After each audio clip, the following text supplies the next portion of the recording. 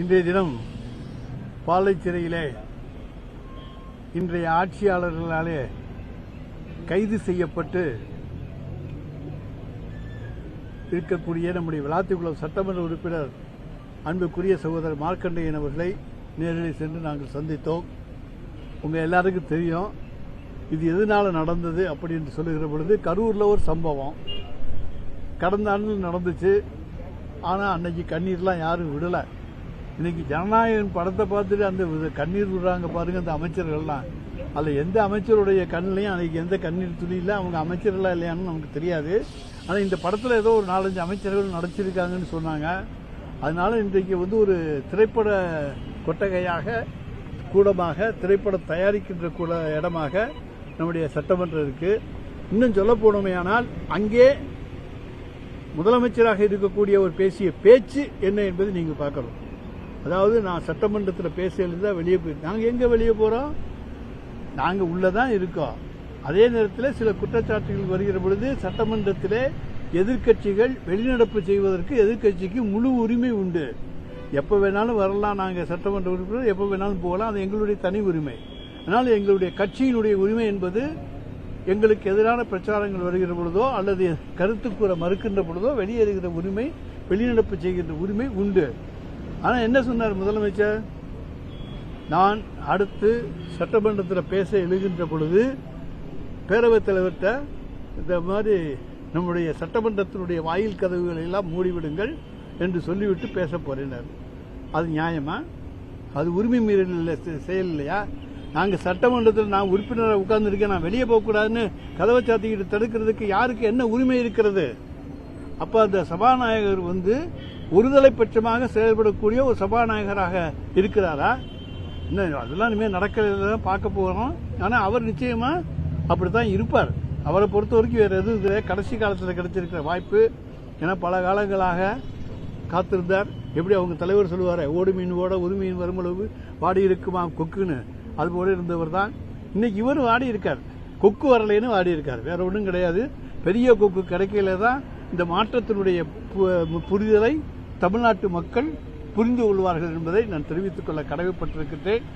இன்னும் சொல்ல போடவேனா, இன்னைக்கு நாங்க அவர் எங்க என்ன சொல்றாங்க, ஒரு 2-3 மீம்ஸ் போட்டிருக்காங்க.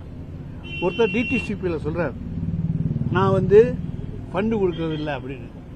யாரு? நாங்க எங்கள்கிட்ட யார்கிட்டயாவது ஃபண்டு கொடுத்தாங்களா? அவன் இஷ்டப்படி கதையை விட்டுக்கிட்டு போனா அதுக்கெல்லாம் நாங்க பொறுப்பாக முடியுமா? அவன் ஓமனி பஸ்ஸுக்கு நான் 5 லட்சம் ரூபா கொடுக்கலைங்கிறா.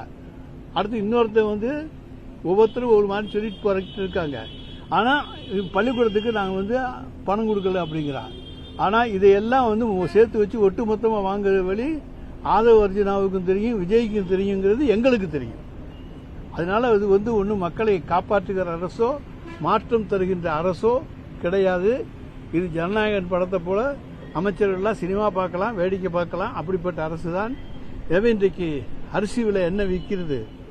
தமிழ்நாட்டு மக்கள்லாம் தத்தளிக்கிறாங்க, கெஞ்சுறாங்க. எங்கள்கிட்ட கேட்டாங்க, சொன்னோம் மாற்றம் வேணும்னு கேட்டீங்களாமா, மாறிடுச்சு. அரிசி விலை உயர்வது அது ஒரு மாற்றம். ஒருத்தர் மின்சார கட்டணத்தை கொண்டு எனக்கு முன்னாலெல்லாம் 2500 ரூபா வந்துச்சு, இப்ப 5000 ரூபா வருது, இந்த டபுள் மடங்கு. இதாயா மாற்றம்?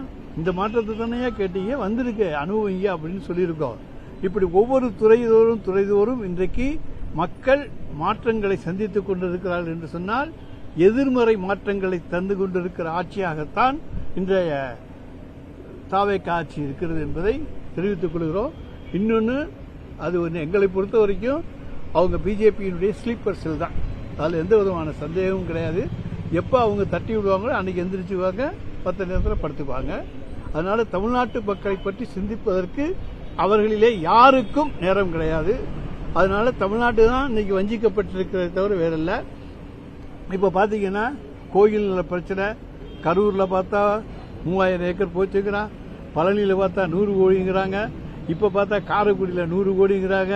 என்னையா ஒண்ணுமே புரியல. ஒரு டிஆர்ஓ ஒரு எக்ஸிகியூட்டிவ் ஆபீசர், செயல் அலுவலர், அந்த கோயிலுக்கு உண்டான நிர்வாக செயல் அலுவலர் இதை கோயிலுக்கு சொந்தமான நிலம், எனவே இதை பட்டா மாற்றம் செய்யக்கூடாது என்று சொல்லுகிற பொழுது இன்னைக்கு என்னென்ன வகையான கோல்மால்லாம் சட்டத்தில் பண்ண முடியுமோ ஒருத்தர் வர்றான், இங்க இருக்கக்கூடிய ஒருத்தர் இப்ப அப்துல் வஹாப்னு வச்சுக்கோங்க, அவர் இன்னொரு பேரை சொல்லி ஒரு பத்திரத்தை பதிகிறாரு. அதை நான் ரகுபதி வாங்குறேன், ரகுபதி கிட்ட இருந்து ஆவடி பட்டாச்சு வாங்குறாரு. இப்படி சொந்தமே இல்லாம 3 பேர் வாங்கி 4வது இடத்துல போய் இவ்வளவு பத்திரமும் நாங்க பதிஞ்சு வச்சிருக்கோம், எங்களுக்கு அதை நீங்க கொடுங்கன்னு சொல்றாங்க. ஒரிஜினல்ல ஒருத்தர் ட்ரஸ்டின்னு சொன்னா அந்த ட்ரஸ்டின்னு இருக்கிறவரு நான் அதுல பண்ணவே இல்லைன்னு சொல்றாரு. இன்னும் சொல்ல போனோமேனால் எந்த ட்ரஸ்டிக்கும் எக்ஸிகியூட்டிவ் ஆபீசர் அல்லது துணை ஆணையர் அனுமதி இல்லாம இடத்தை விற்க அனுமதி கிடையாது. எனவே எல்லாத்துலயும் ஊழல். இது இப்ப டிஆர்ஓ ஒரு 10 நாளைக்கு முன்னால பண்ணிருக்காருன்னா எந்த நடவடிக்கையும் கிடையாது. அந்த மக்கள் போராடினாலும் நடவடிக்கை கிடையாது. அதுதான் இந்த ஆட்சி. எனவே பத்திரப்பதிவுத்துறையில எந்த பத்திரத்தை கொடுத்தாலும் பதிஞ்சுக்கிட்டு தானே இருக்காங்க. பதியாம எந்த பத்திரம் இருக்காங்கன்னு அங்க அந்த துறையினுடைய அமைச்சர் சொல்ல முடியுமா? அதை போல எல்லா வகையிலும் இன்றைக்கு கோயில் நிலங்கள் சூறையாடப்படுகிற ஆட்சியாக இந்த ஆட்சி இருக்கிறது. அது மட்டும் உண்மை. குறிப்பா நீங்களே சொன்னீங்க, இப்ப கல்வித்துறையில பள்ளிகளுக்கு நான் ₹1 கொடுக்காம ஜோகோ நிறுவனத்தோட தலைவர் சொல்லியிருக்காரு, நான் ₹1 கூட கொடுக்கல, ஆனா எனக்கு ஒரு ஸ்கூல் கிடைச்சது, கடந்த முறையோட இப்போ இது பண்ணிருக்க மாதிரி அவரு ஒரு ட்விட்டர்ல போட்டிருக்காரு. அவர்கிட்ட யாரு கேட்டாங்கன்னு சொல்லட்டும். இன்னொன்னு சொல்றேன் இல்லைங்க, இன்னும் 6 மாசம் கழிச்சு அவர் என்ன சொல்றாருங்கிறதையும் நீங்க பாருங்க. என்ன சொல்லுவாரு? என்ன சொல்லுவாரு? நான் கொண்டு பார்ட்டி ஃபண்டு கொடுத்துட்டு வந்திருக்கேன்னு சொல்லுவாரு. தொடர்ச்சியா விமர்சனம் பண்றவங்களை அரசு பண்ணி கைது பண்ணக்கூடிய துறையில் அடைக்கக்கூடிய பேச்சுரிமை பறிக்கப்படுது. அதாவது இந்த ஆட்சியில வெள்ளைக்காரன் ஆட்சியில கூட பேசுறதுக்கு கொஞ்சம் உரிமை இருந்துச்சு. விஜய் ஆட்சியில பேச்சுரிமை என்பது முழுக்க முழுக்க பறிக்கப்பட்டு விட்டது. அவங்கள விமர்சனம் பண்ணி ஏதாச்சும் பேசினா அடுத்த நிமிடம் எந்த கேஸ் அவன் மாட்டுவான் போடுவோம் அப்படிங்கிற கண்ணோட்டத்திலே தான் இந்த அரசு இன்றைக்கு செயல்பட்டுக் கொண்டிருக்கிறது. போடும்போதே ஒரு எலும்ப உடைச்சிருவேன், முதலமைச்சரை பத்தி பேசினால்தான் நாங்க வழக்கு போட்டோம். அந்த நீங்க நல்லா யோசிங்க, எந்த சம்பவம்? அதாவது மின்சாரத்துறை அமைச்சர் சொல்றாரு, இல்ல நாங்க வழக்கு கொடுக்க மாட்டோம். அதுதான் சொல்றேங்க. ஒரு நிமிஷம் கேளுங்க. அதாவது ஒரு சம்பவம், நான் இங்க இருக்கேன், நான் உங்களை நேருக்கு நேரம் உன்னை வெட்டி விடுவேன் அப்படின்னு சொன்னா அது மிரட்டல். ஆனால் நான் சட்டமன்றத்தினுடைய கதவை சாத்தி உன்னுடைய உரிமையை பறிப்பேன் என்று ஒரு முதலமைச்சர் சொல்லுகிற பொழுது என்ன அதை பற்றி சொல்லுவேன். என்ன அவர் சொன்னதை சொல்ற முதலமைச்சர் என்ன சொன்னார்? சட்டமன்றத்தினுடைய கதவுகளை மூடுவோம், சட்டமன்ற உறுப்பினர் சிறை வைக்கிறதுக்கு நாங்க போயிருக்காங்க, சட்டமன்றத்தில் எங்களை ஜெயிலில் அடைக்கிற போல அடைக்க போறீங்களா? அந்த மாதிரி கான்டெக்ட்ல கூட எலும்பு உடைப்பேன்னு சொல்றது சரியாகுமா சார்? பேச்சுவாக்கில் சொல்றது வேற சார், அதுக்கு சம்பந்தமே கிடையாது. அந்த சம்பவம் நடந்துச்சா, ஏதாச்சும் ஆயுதங்கள் வச்சிருந்தாரா அல்லது நேருக்கு நேர சொன்னாரா? ஒண்ணும் கிடையாது. அவர் ஒரு கூட்டத்தில் சொல்றார். ஏங்க, ஒரு முதலமைச்சர் சட்டமன்றத்தினுடைய கதவை சாத்திரன்னு சொல்றது நியாயம், அது உரிமை மீறல் கிடையாது. ஆனா அதையெல்லாம் நீங்க ஏத்துக்க மாட்டீங்க. ஆனா நான் எலும்ப முழிப்பேன்னு சொன்னது மட்டும் குற்றமா உங்களுக்கு போகுதா? யாரா இருந்தாலும் சட்டமன்றத்தை கதவை பூட்டுறதுக்கு யாருங்க உரிமை இருக்கு? சட்டமன்றத்தை பூட்ட முடியுமா?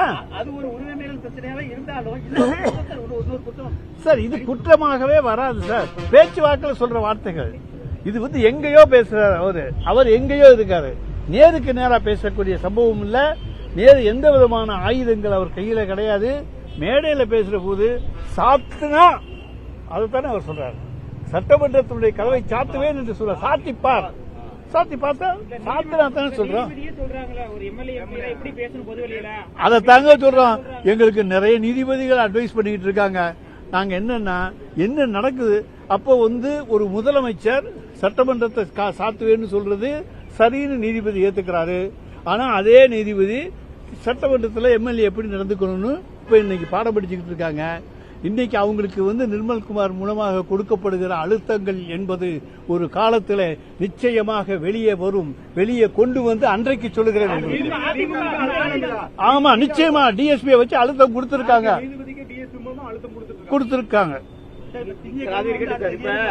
28ஆம் தேதி நீங்க சட்டத்துறை அமைச்சரா இருந்தீங்க சார். 28ஆம் தேதி நெல்லை மனோன்மணியம் சுந்தரனார் பல்கலைக்கழகத்தில் பட்டமளிப்பு விழா வச்சிருக்காங்க.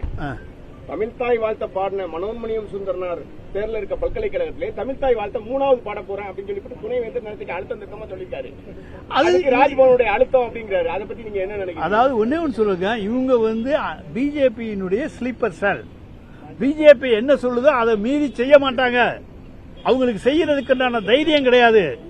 தமிழ்நாட்டில் பிஜேபியை எதிர்த்து அரசியல் செய்யக்கூடிய ஒரே இயக்கம் திமுக மட்டும்தான். மற்றவங்க யாருக்கும் அந்த தைரியம் கிடையாது. எதுவும் சொல்லி மிரட்டுனா நம்மளுக்கு எதுவும் போயிடுமோன்னு நினைச்சுக்கிட்டு, வர வேண்டிய பணம் வராம போயிடுமோன்னு நினைச்சுக்கிட்டு எல்லாத்துக்கும் ஆமாம் ஜாமி போடுறாங்க. மத்திய அரசுக்கு ஆமாம் ஜாமி போடுவார்கள். ஆனால் தமிழ்நாட்டில் இருக்கக்கூடிய மக்களுக்கு அவங்க பட்டணம் வந்தா போடுவாங்க. நீட்டுக்கு கடுமையான எதிர்ப்பு தெரிவிப்பு சொல்லியிருக்காரு. ஆதரவு சொல்லியிருக்காரு. மத்திய அரசு இருந்தாலும் நீட்டு தேர்வுக்கு கடுமையான சார், நீட்டு வந்து தமிழ்நாட்டில் அவர் சொன்னா இருக்க முடியாது. தமிழ்நாட்டு மக்கள் பூரா நீட்டு தேவை இல்லைன்னு சொல்ற போது அவர் தேவை இல்லைன்னு சொல்லுவாரா?